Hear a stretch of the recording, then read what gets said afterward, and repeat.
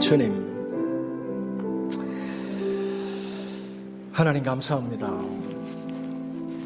하나님 고맙습니다.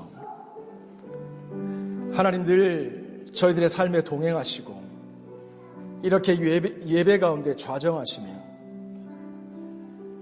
하나님을 알 수 있도록, 하나님 믿을 수 있도록 저희 안에 회복되고 구원되어지는 역사 일어나도록 이 예배 가운데 함께해 주셔서 감사합니다. 주님, 저희가 그저 성전의 뜰만 밟고 마당만 밟고 돌아가지 않도록 종교적 의식을 행하고 하나님의 말씀, 주의 은혜, 하나님의 지성소로 들어가지 못한 채 이 성전을 나가지 않도록 저희 가운데 은혜 베풀어 주십시오. 주님, 저희들은 육체라, 저희들은 부족하고 연약하여 영이신 하나님 앞에 대면하여 설 수 없지만 예수 그리스도 그 십자가의 사랑을 의지하여 주 앞에 섭니다. 주여, 십자가가 깨달아질 수 있도록, 하나님의 사랑이 깨달아질 수 있도록, 보이지 아니하시는 하나님의 마음속에 믿어질 수 있도록, 그래서 우리들의 영혼과 삶이 구원될 수 있도록 하나님 이 시간도 역사하십시오. 주여 말씀하십시오. 저희가 듣겠습니다. 주의 일을 하시옵소서. 예수님의 이름으로 기도합니다. 아멘.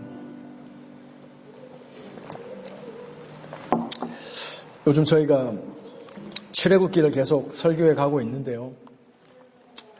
여러분이 계속 잘 따라오고 계시리라고 생각하고 제가 말씀을 계속 전할게요. 이집트의 왕이었던 바로는 하나님께서 야, 이제 내 백성 릴리스해줘, 보내줘. 이제는 나의 때가 찼기 때문에 얘들이 이제 나의 백성으로 예배하며 살아야 돼. 보내줘라. 라고 하나님께서 얘기하셨지만 바로는 거절했어요. 강하게 거절했죠. 그래서 하나님이 그를 설득하시다가 이제는 10가지 애굽의 재앙을 통해서 바로를 결국 항복시키십니다. 마지막의 재앙이 애굽에 있는 모든 첫 번째 아들들을 죽여버리는 그 어마어마한 사건을, 비극을 통해서 바로를 결국 항복시키시고 맙니다.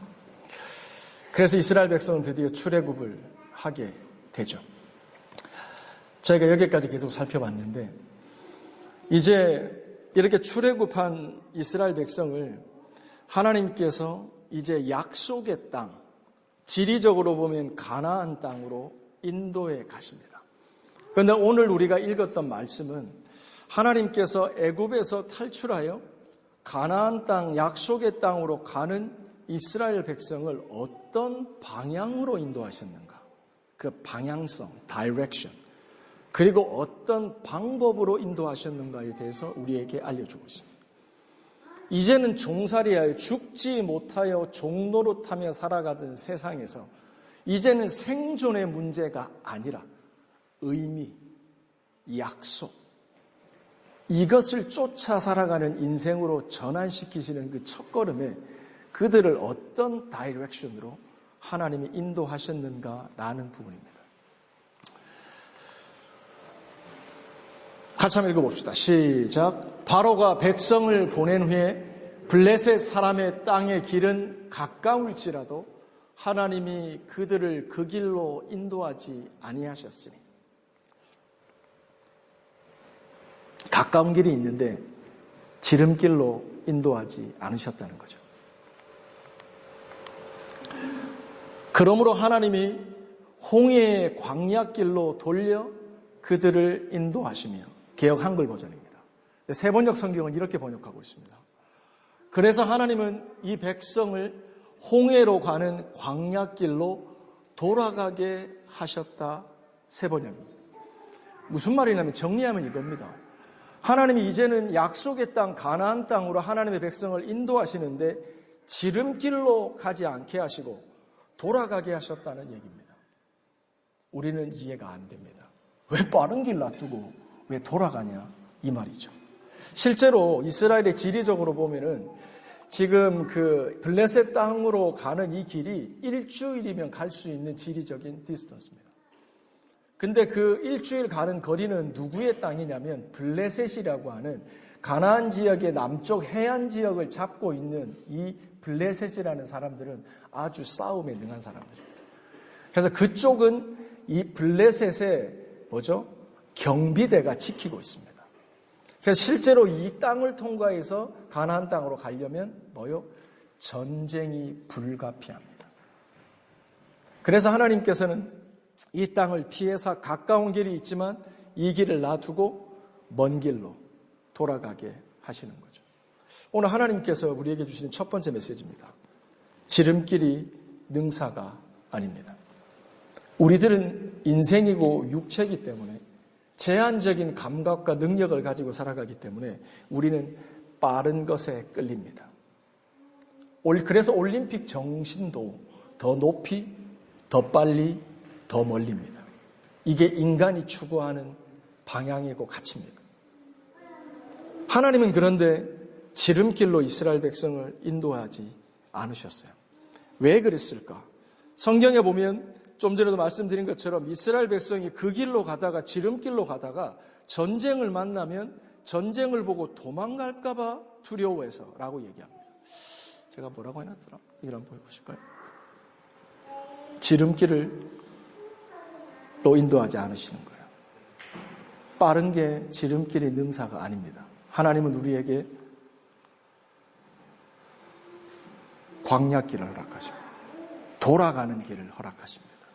여기서 우리의 질문입니다. Why? 여기서 한 가지만 저희가 리뷰를 해볼게요. 하나님이 이스라엘 백성을 애굽에서 건져내실 때 이스라엘 자손을 그 군대대로 애굽 땅에서 인도하라 모세에게 말씀하셨습니다. 내가 너희 군대를 애굽 땅에서 인도하여 내었다라고 얘기했습니다. 지난주 본문입니다. 430년이 마치는 그날에 여호와의 군대가 애굽 땅에서 나왔다라고 얘기합니다. 이거를 생각하면 군대는 뭐가 목적이죠? 전쟁이 목적이잖아요. 근데 블레셋 지역으로 가면 전쟁이 불가피하더라도 군대라고 불렀으면 가야죠. 왜 전쟁이 있는 곳으로 가지 않고 전쟁이 없는 곳으로 돌아서 가게 하시냐는 게 우리의 질문입니다. 늘 제가 던지는 질문은 정답이 쉽습니다. 뭐죠?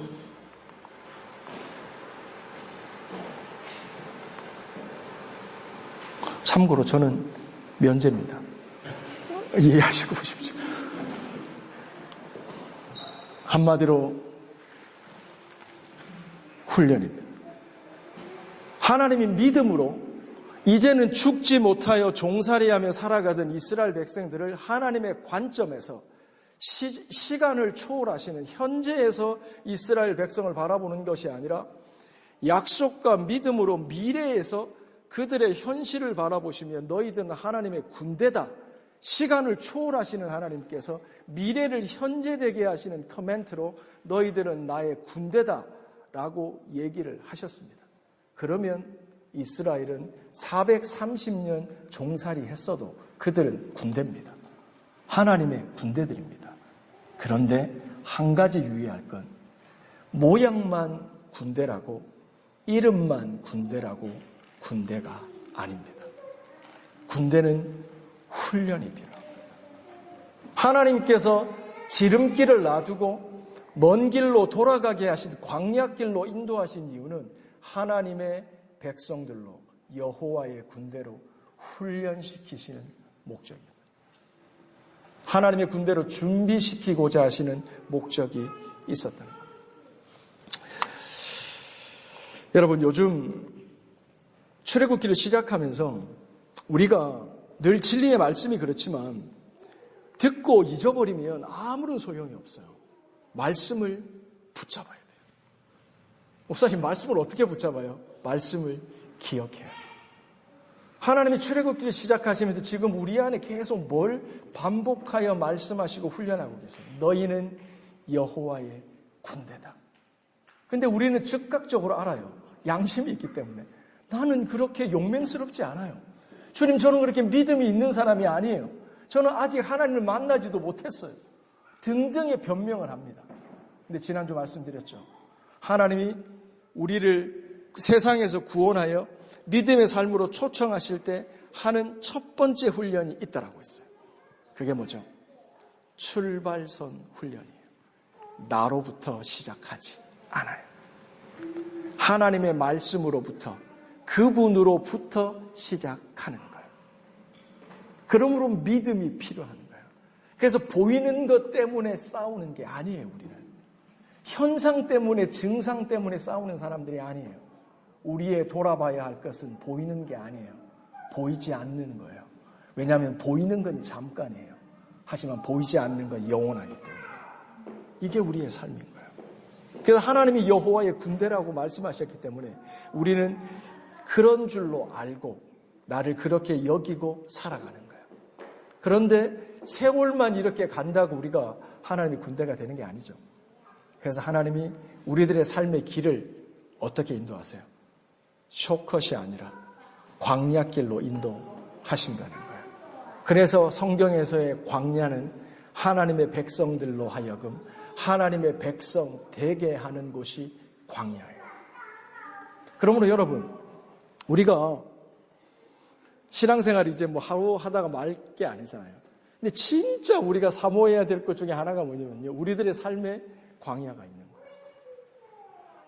광야가 없으면 고생스럽지는 않죠. 힘이 드는 인생이 좀 줄어들어요. 하지만 하나님의 온전한 백성, 하나님의 군사 되지 못한다니까요. 우리 육체는 지름길을 원해요. 빨리 가는 숏컷을 원한다는 거예요. 가시적인 열매를 원해요. 하지만 성경을 보면 그게 하나님의 방법이 아니에요. 하나님은 준비시키세요. 하나님은 훈련시키세요. 그게 광야예요. 그래서 이렇게 하나님께서 애굽을 탈출한 이스라엘 백성을 광야길로 방향을 딱 정하세요. 위로 안 가시고 밑으로 방향을 딱 정하세요. 정하시면서부터 이 이스라엘 백성 앞에 훈련 조교가 딱 등장해요. 성경 한번 보실래요? 우리 같이 한번 읽어봅시다. 20절 말씀, 제가 읽어드릴게요. 그들이 숫곳에서 발행하여 광야 끝 에담의 장막을 치니 여호와께서 그들 앞에 행하사 낮에는 구름 기둥으로 그들의 길을 인도하시고 밤에는 불기둥으로 그들에게 비추사 주야로 진행하시니 낮에는 구름 기둥, 밤에는 불기둥이 백성 앞에서 떠나지 아니하더라. 아멘. 여러분이 잘 아시는 내용이죠. 중요한 거는 숏컷이 아니라 롱컷, 먼 길로 돌아가도록 방향을 딱 정하자 이 일이 일어나요. 그게 뭐예요? 하나님의 조교가 딱 등장해요. 근데 이게 사람이 아니에요. 이 구절에서 중요한 것은 여호와께서 그들 앞에 행하신다. 여러분, 우리가 이제 출애굽기, 민수기 쭉 넘어가면서 이제 그 시내산까지 이르는 광야건 아니면 시내산에서 출발해서 이제 40년을 도는 광야길이건 간에 중요한 게 뭐냐면 불기둥과 기름기둥이 하나님의 인도하심을 상징하는 이것들을 따라서 이스라엘 백성이 이동하는 거예요. 성막이 나중에 하나님의 성소가 지어지잖아요. 근데 그 성소 위에 구름 기둥이 머물러 있는 거죠. 그러면 이스라엘 백성은 거기서 장막을 치는 거예요. 텐트를 치고 거기에 머무르는 거죠. 그런데 아니 괜찮아요. 애들은 소리를 지르는 거예요. 애들이 소리를 안 지르면 아픈 거예요. 그렇죠? 저희가 집중만 잘하면 전혀 문제 없어요. 애기 탓하지 마시고. 그렇죠? 근데 장막에 머물러 있던 구름 기둥이 갑자기 뿡 뜨는 거죠. 그러면 나팔을 뿡 불어요. 뭐냐면 텐트 거드라는 거예요. 그래서 이스라엘 백성들이 짐을 막 패킹해요. 그리고 뿡 떠서 그 다음에 구름이 앞으로 쫙 가요. 그럼 그때부터 짐 들고 따라가는 거예요. 어디 따라가요? 구름 기둥 따라가는 거예요. 근데 성경을 자세히 보시면 불기둥도 마찬가지예요. 낮에 이동하고 밤에 쉬는 게 아니에요. 불기둥도 성막 위에 떠 있다가 머물 때는 이스라엘 백성이 텐트를 쳐요. 근데 불기둥이 앞으로 빵 가요. 그럼 밤에 이동해 가요. 중요한 것은 이 조교가 가면 가고 조교가 머물면 머무는 거예요. 이게 하나님의 광야 훈련에서 첫 번째예요. 다 같이 따라합시다. 하나님보다 앞서지 않는다. 여러분, 이게 하나님의 백성으로 이 땅을 살아갈 때 되게 중요해요. 여러분, 어떻게 하나님보다 앞서지 않으시려고 몸부림치세요? 노력하세요. 여러분, 그거 아시죠? 우리가 아침마다 큐티를 해요. 큐티를 꼭 아침에 하라는 법은 없습니다. 근데 저희가 아침에 큐티를 하는 이유가 뭐죠? 하나님의 말씀으로 나를 채우는 거죠. 사람들의 지혜와 경험과 세상의 노이즈가 들어오기 전에 하나님의 말씀으로 날 채우는 거예요. 먼저 하나님의 말씀이 내 생각을 주장하시도록 하는 거예요. 감정도 마찬가지예요. 그거를 하나님보다 앞서지 않는 구체적인 노력으로 하는 거죠. 우리 이재훈 집사님이 전에 또 우리 남성 셀모임에서 쉐어해 주셨지만 여러분 세븐업 아세요? 세븐업? 우리 지현 성도님 세븐업 아세요? 소프트 드링크로 생각하시는 분이 있는데 그게 그 세븐업이 아니죠. 세븐업이 뭐냐면 아침에 눈을 떠서 7분 동안 하나님께 집중하는 거예요. 이게 세븐업이라고 그러더라고요. 맞죠, 집사님? 그래서 이 세븐업의 경건의 훈련을 하는 사람들은 아침에 일어나면 할 일이 얼마나 많아요. 생각이 또 멈췄던 생각이 또 돌아가잖아요. 그럴 때 하나님보다 앞서서 생각하지 않기 위하여 일어나자마자 누워서 눈 뜰 때 의식적으로 7분 동안 하나님을 생각하는 거예요. 기도하기도 하고 말씀을 외우기도 하고 이런 노력을 하는 거죠. 이게 하나님보다 앞서지 않으려고 하는 훈련이라고 하는 거죠. 그리고 이제 또 한 가지가 뭐냐면 여기 보면 안경 끼신 분들이 거의 반이 되죠. 반이 되는데 여러분들 옛날에 이길수 목사님이 수련회 때 오셔서 말씀해 주셨던 건데 같이 한번 나누기를 원하는데 안경 끼신 분들은 뭐 성격 다 떠나서 자라온 출신 배경 다 떠나서 아침에 일어나면 하시는 일이 거의 똑같죠. 주녀성들 아침에 일어나면 뭐부터 하세요? 아마 모르긴 해도 안경부터 찾으실 거예요. 그렇죠? 때로는 이제 저희가 안경하고 너무 하나가 돼가지고 안경 끼고도 세수한 적도 있죠. 그렇죠? 다 그런 경험 있으시죠? 중요한 건 뭐냐면 저같이 눈이 나쁜 사람들은 안경을 먼저 찾아요. 그리고 그 다음 게 시작이 되는 거죠. 이게 눈이 나쁜 사람의 특징이에요. 우리가 복음 안에서 나에 대해서 신뢰하고 내가 잘하고 능하지 않다. 내 힘과 노력으로 이 세상 열심히 산다고 되는 게 아니다. 라고 진짜 깨달은 사람, 나에 대해서 안 된다는 결론이 선 사람들은 하나님 찾게 돼 있다. 내가 하나님 찾는 게 어려운 이유는 다른 게 아니에요. 여전히 나를 신뢰하는 거예요. 여전히 내 방법과 내 능력, 내 성실함, 내 전투력으로 싸울 수 있다는 거죠. 근데 진짜 안 보이는 사람, 내가 안경 없이는 볼 수도 어디 갈 수도 없다는 게 절절히 깨달아진 사람은요, 자고 일어나면 안경부터 찾아요. 이거는 삶이에요. 그러므로 우리가 하나님 찾아야 된다, 하나님 예배해야 된다, 이게 근데 계속 뭔가 잘 안 돼요, 내 삶에서. 하나를 체크해 봐야 돼요, 우리는. 아직도 나는 내 자신에 대한, 내 방법에 대한, 내 육체에 대한 신뢰가 남아있지 않느냐라는 거죠. 그러므로 하나님께서는 우리를 성경에서 구원하는 얘기를 하실 때도요, 내가 이 세상에 누구를 부르고 왔다고요? 의인을 부르러 온 게 아니라고요. 내가 괜찮다고 생각하고 여전히 나는 할만하고 내가 노력을 안 해서 그렇지 하면 돼 라고 생각하는 사람들을 구원하시기 위하여 오신 게 아니에요. 하나님은 의인을 부르러 오신 게 아니에요. 근데 이 세상에 의인이 너무 많아요. 자칭 의인이에요. 그런 의인들이 모여서 하는 일이 뭔지 아세요? 죄인들을 죽이고 멸시하고 구박하고 박해요. 이걸 하나님이 나중에는 못 보셔서 결국은 이 땅에 내려와서 하나님이 정리하시는 거예요. 이게 성경의 스토리라 이 말이에요. 우리는 의인이 아니에요. 누구죠? 우리는 죄인이에요. 죄인은 다른 게 아니에요. 내 방법에 대한 신뢰가 깨지는 거예요. 내 자신에 대한 신뢰가 깨지는 거예요. 내 뜻대로 행해서 잘 된다라고 하는 나의 플랜과 신념을 내려놓는 거예요. 이게 그냥 내려놔지지 않아요, 근데. 그렇죠? 자기 주장이 강한 사람들이 있어요. 근데 이런 분들의 특징은 뭐냐면 인간적으로 볼 때는 괜찮아요. 그렇게 해서 많은 성취를 이루면서 살아왔어요. 근데 중요한 건 하나님을 아직 만나지 못한 거예요. 주님을 만나면 내 신념과 내 지혜가 무너져요. 내가 의인이 아니라는 게 깨달아져요. 그래서 하나님 앞에 뭐해요? 항복하게 되는 거예요. 항복하면서부터 주님이 내 삶의 주인이 되시는 거죠.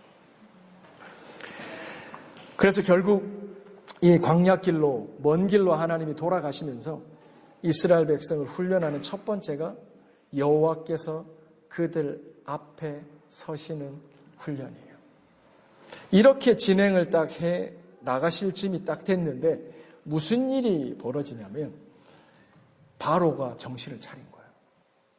바로가 지금 자기 아들이 자기 앞에서 죽었잖아요. 사랑하는 그 아들이 죽었잖아요. 그래서 정신을 못 차리고 신하들과 슬퍼하고 있었어요. 근데 정신이 든가요, 이제. 슬픔도 절망도 지나가죠. 그랬더니 누가 와서 자기한테 얘기하는 거죠. 이스라엘 백성이 도망갔습니다. 그러자 바로가 어떻게 해요? 자기의 군사들 총동원하여 이스라엘 백성을 추격하기 시작해요. 같이 봅시다. 출애굽기 13장입니다. 14장이네요. 14장 5절 말씀. 우리 황상희 전사님 좀 크게 읽어주시면 감사하겠습니다. 5절부터 출애굽기 14장 5절부터 읽어주십시오. 그 백성이 도망한 사실이 애굽 왕에게 알려지매 바로와 그의 신하들이 그 백성에 대하여 마음이 변하여 이르되 우리가 어찌 이같이 하여 이스라엘을 우리를 섬김에서 놓아 보냈는가 하고 바로가 그의 병거를 마치고 그의 백성을 데리고 갈새 선발된 병거 600대와 애굽의 모든 병거를 동원하니 지휘관들이 다 거느렸더라. 아멘. 보세요. 백성들이 도망한 것을 바로 왕에게 누가 말했어요? 그랬더니 바로와 그 신하들의 마음이 변했죠. 다시 완악해진 거예요. 그러면서 어찌하여 이스라엘 백성이 우리를 섬기는 일에서 놓아주느냐. 남자가 60만 명인데 이제 이 애들이 도망가면 이 나라 경제는 누가 먹여 살리느냐. 걱정에 빠진 거죠. 그래서 정신을 차리고 6절입니다. 바로가 병거를 갖추고 백성을 데리고 특별 병거 600승을 데리고 모든 병거를 동원하여 이스라엘 백성을 따라가는 거예요. 잡으러 추격해 가는 거죠. 그런데 이런 소문이 이스라엘 백성에게 들렸어요. 그랬더니 이스라엘 백성이 자기 바로 뒤까지 애굽의 군대가 완전 무장해서 쫓아왔다는 얘기를 듣고 이 소식을 들은 이스라엘 백성들이 어떻게 반응하죠? 10절부터입니다. 황교사님 다시 읽어주시기 바랍니다.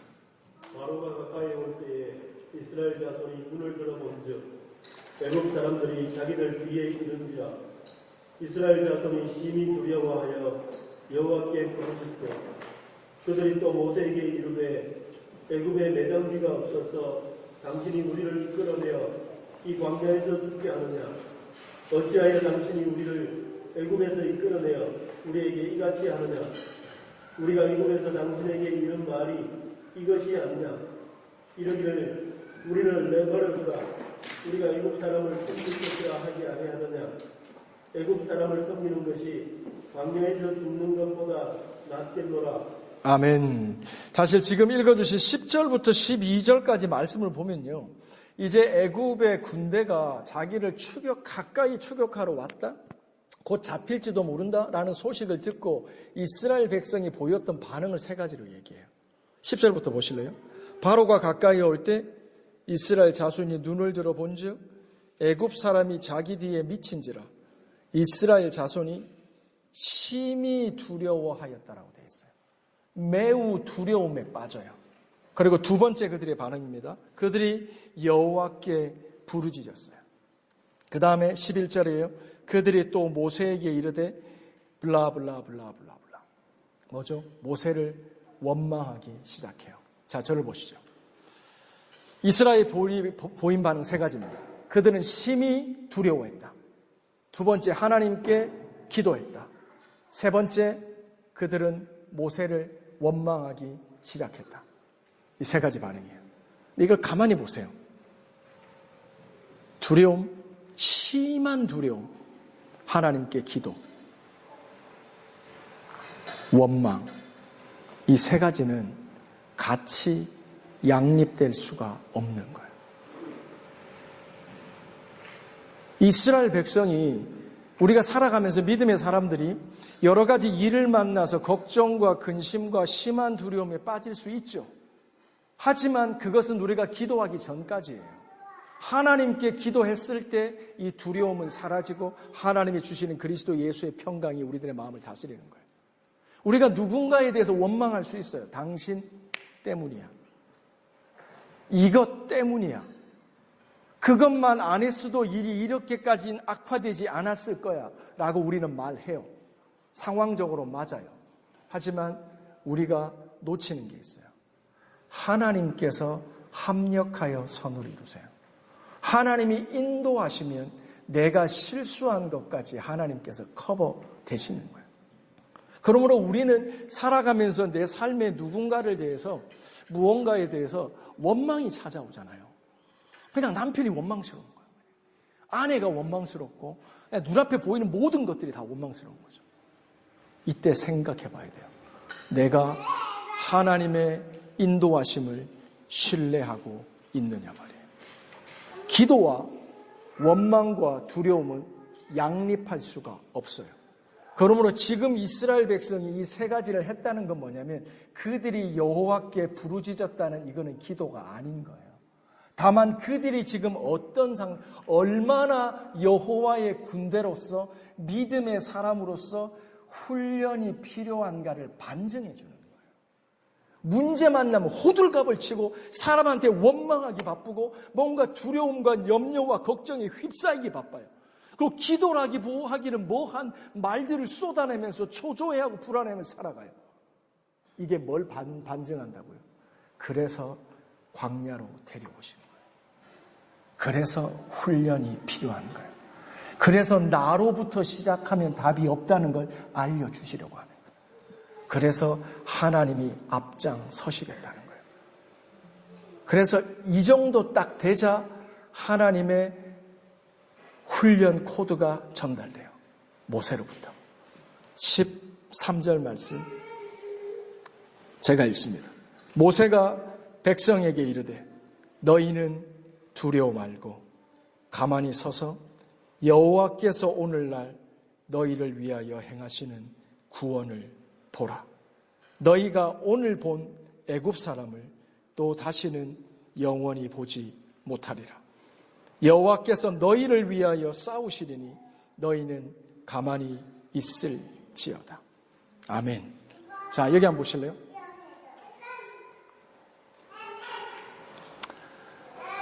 여기서 중요한 표현은 가만히 서 있는 거예요. 우리 이성원 집사님, 고 집사님은 이제 귀에 못이 박혀서 잘 아시겠지만 7년 동안 우리 함께 했잖아요. 그렇죠? 신앙의 본질은 두인이 아니에요. 착각하시면 안 돼요. 신앙의 본질은 비인이에요. 멈출 줄 아는 게 믿음이에요. 달려가는 게 믿음이 아니에요. 비인이 본질이에요. 하나님 앞에 멈추어 서서 하나님께서 행하시는 일이 깨달아지고 보여지고 믿어질 때까지 환경적 외침과 프레셔를 견디는 것, 그 멈춤이 믿음이란 말이에요.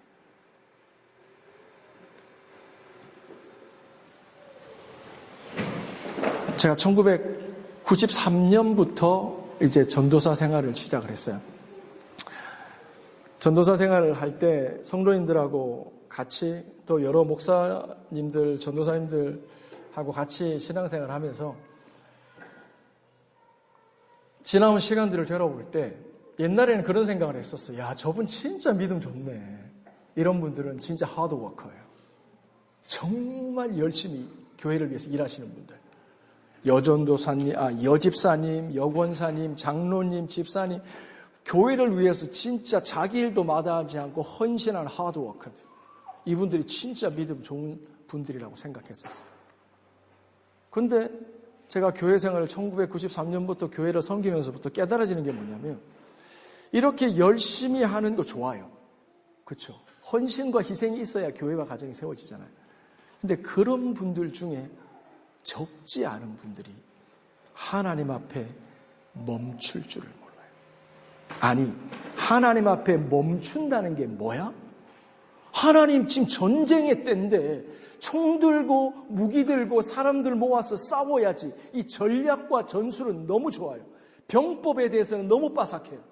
근데 하나님의 전쟁, 여호와의 전쟁을 믿음으로 싸운다는 게 뭔지 모르는 사람이 있더라 이 말이에요. 저도 이건 들은 말인데 사랑의 교회 얘기예요. 사랑의 교회가 소망교회. 소망교회죠. 소망교회 김지철 목사님이 부임에 오신 다음에 교회 리더급들을 신방을 이렇게 하기 시작하셨다는 거죠. 신방을 하셨는데 얼마나 소망교회 날고 기는 믿음 좋은 분들이 얼마나 많겠어요. 그 중에서도 수석 장로님급이 장로님의 가정을 신방을 하셨다는 거예요. 근데 이 목사님이 이제 소망교회 정도 목회를 하시니까 영성이나 믿음이 좋으실 거 아니에요. 근데 저도 신방을 해보면 조금은 알 수가 있거든요. 뭐냐면 가면 가정의 영적 분위기가 딱 느껴져요. 저같이 신령하지 않은 사람도. 근데 김지철 목사님 신방을 딱 했는데 뭔가 교회에서 이 수석이라고 말하기에는 좀 뭔가 아닌 영적 분위기가 감지가 된 거예요. 그런데 이 목사님도 대단하시죠. 장로님을 옆방으로 부르신 거예요.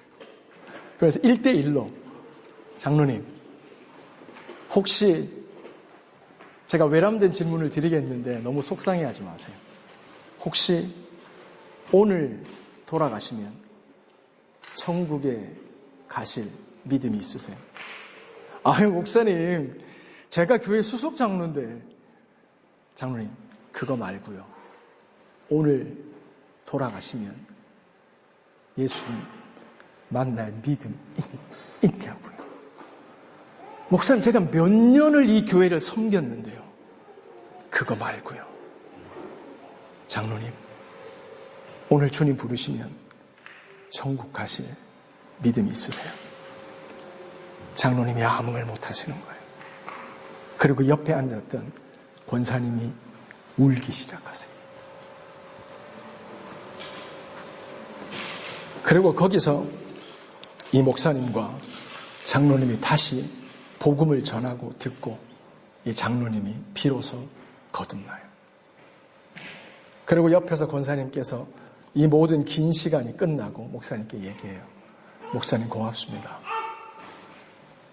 제가 남편이 교회 장로, 수석 장로지만 제가 남편의 구원을 위해서 제가 얼마나 오랫동안 기도했는지 몰라요. 목사님 감사해요. 신앙의 본질은 doing이 아니에요. 멈출 줄 알아야 돼요. 멈추어 서서 여호와께서 오늘날 너희를 위하여 행하시는 구원을 봐야 돼요. 하나님이 일하시는 것을 보고 거기에 take part in 하는 게 믿음이에요. 무작정 열심으로 달려가는 게 아니에요. 이건 믿음이 아니에요. 이건 50대 50이에요. 맞을 수도 있고 아닐 수도 있어요. 우리들의 믿음은 하나님이 행하시는 걸 보고 거기에 내 삶을 동참시키는 거예요. 그러면 누가 이런 하나님의 일에 동참할 수 있느냐? 14절이에요. 여호와께서 너희를 위하여 싸우시리니 너희는 가만히 있을지어다. 여호와의 전쟁은 우리의 전투력으로 싸우는 게 아니에요.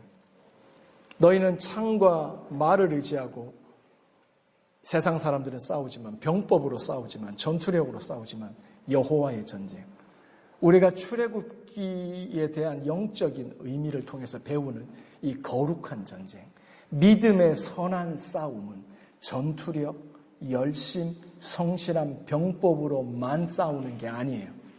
하나님 앞에 멈출 줄 아는 용기예요. 멈추어 서는 거예요. 우리 시편 62편으로 가봅시다. 우리 시편 62편 읽고 저희가 기도하는 시간 갖습니다.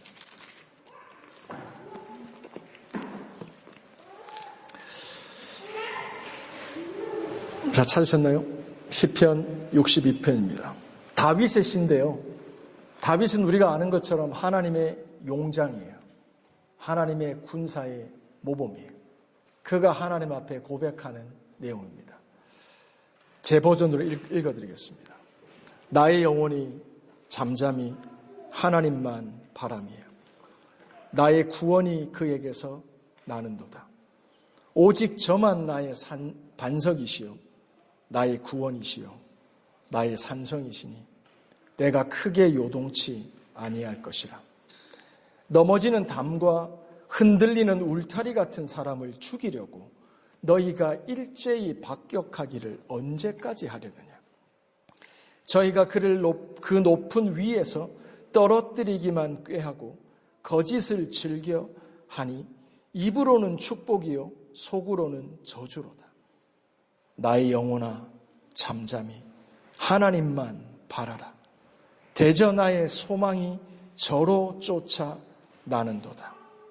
오직 저만 나의 반석이시요 나의 구원이시요 나의 산성이시니 내가 요동치 아니하리로다. 아멘. 사랑하는 성도 여러분, 하나님은 이스라엘 백성들을 광야로 인도하십니다.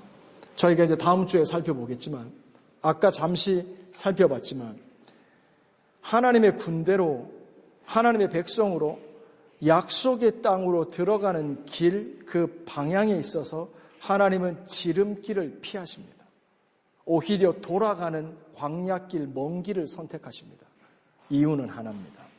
하나님의 백성들을 하나님의 백성답게 훈련, 준비시키십니다. 모양만 군사라고 군사가 아닙니다. 여호와의 전쟁은 전투력과 병법으로 싸우는 게 아닙니다. 하나님 앞에 잠잠히 서서 하나님이 행하심을 보는 믿음이 필요한 겁니다.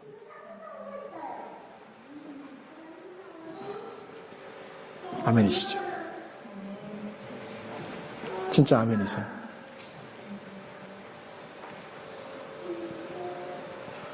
하나님께서 우리를 위해서 싸우세요. 그러면서 하나님께서 약속하시는 말씀, 제가 읽어드리고 이제 기도합니다.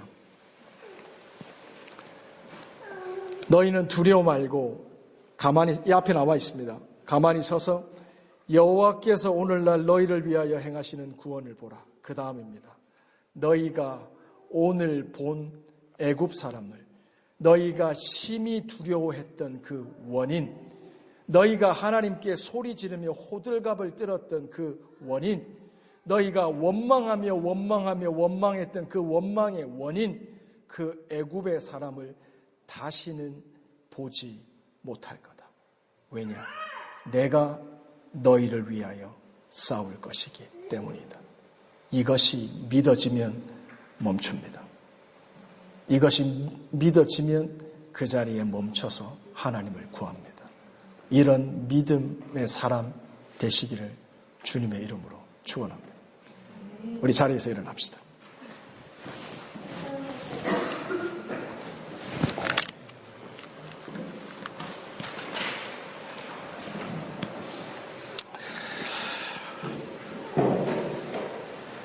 저희가 신앙생활을 하면서 잘못 알거나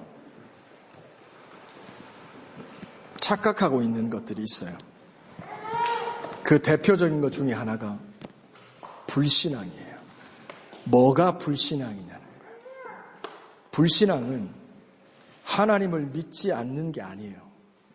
하나님을 의지하지 않는 것, 하나님께 예배하지 않는 게 불신앙이 아니에요. 성경이 말하는 불신앙은 지속적으로 이스라엘 하나님의 백성들을 넘어지게 했던 그 불신앙은 하나님 도 예배하고 세상 도 예배하는 거예요. 사람 도 의지하고 하나님 도 의지하는 거예요. 이게 신앙의 혼합주의예요. 불신앙은 섞이는 거예요. 세상의 철학과 하나님의 말씀이 섞이는 거예요. 그러므로 여기는 능력이 없어요. 우리에게 순전한 믿음, 하나님의 말씀만 붙드는 믿음의 결단이 필요해요. 하나님이 우리를 광야로 인도하십니다. 원망하지 마세요. 하나님이 세팅하신 자리예요. 두려워하고 걱정하고 염려하지 마세요. 하나님이 준비시키시는 자리예요. 이 하나님을 신뢰하셔야 돼요. 주님 더 알기를 원하셔야 돼요. 내 삶의 가장 우선순위가 하나님이 되도록 내가 멈추어 서서 하나님을 바라야 돼요. 잠잠히 하나님을 주목해야 돼요. 우리 기도합시다. 이런 삶과 상관없이 살았다면 주님 앞에 회개합시다. 내 연약함과 내 안에 답이 없음을 깨달았다면 주님을 의지합시다. 우리 같이 기도합니다. 거룩하신 하나님 감사합니다. 하나님 이 시간도 주의 말씀 앞에 저희가 정직하게 섭니다.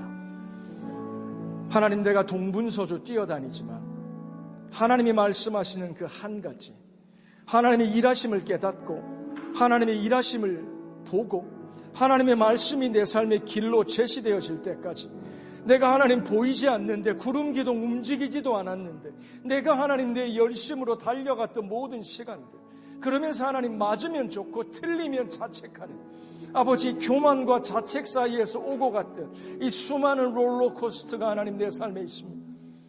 아버지 내 노력으로 싸우도 이기기도 하고 내 힘과 지혜를 의지하여 나갈 때 가시적인 성과물도 있지만 아버지 하나님께서 이것이 원하시는 삶이 아님을 깨닫습니다.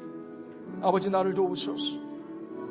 아버지 주님만 온전히 바라며 나갈 수 있도록 내 삶에 무엇이 잊어버려졌고 아버지 내가 얼마나 하나님 이론적이고 개념적인 신앙이 되어버렸어. 내 삶에 하나님께서 얼마나 구체적인 분으로 오셔서 내가 하나님의 말씀 듣고 큐티 말씀 붙잡고 하나님의 말씀 붙잡고 하나님 내가 그 말씀대로 살기를 내 삶에 어떠한 대가가 있더라도 주님 그 말씀 붙잡고 내가 하나님 믿음으로 살려고 했습니다. 하나님 이 시간도 주님 나를 긍휼히 여기십시오. 내 영혼이 잠잠히 주님을 바랍니다. 하나님 말씀하십시오. 주님 역사하십시오. 아버지 온전히 주님만 바라보며 의지하는 자가 될 수 있도록 성령님 역사하여 주시옵소서.